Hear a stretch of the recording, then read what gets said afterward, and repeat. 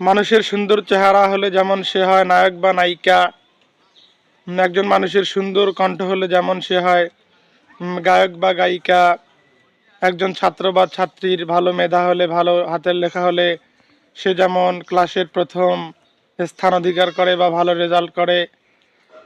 তারপরে একজন ভালো ব্যবসায়ী যদি তার টাকা পয়সা থাকে, যে সে যদি সৎ হয়, তাহলে সে একজন ভালো ব্যবসায়ী হতে পারে।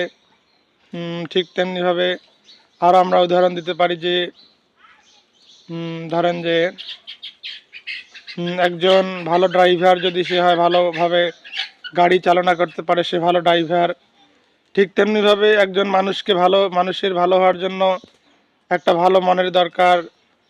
ভালো মন যদি কারো থাকে, ভালো মনের অধিকারী হলে সে মানুষটা ভালো হবে ইনশাল্লাহ। তার যত টাকা পয়সা থাকুক না কেন, ভালো মন না থাকলে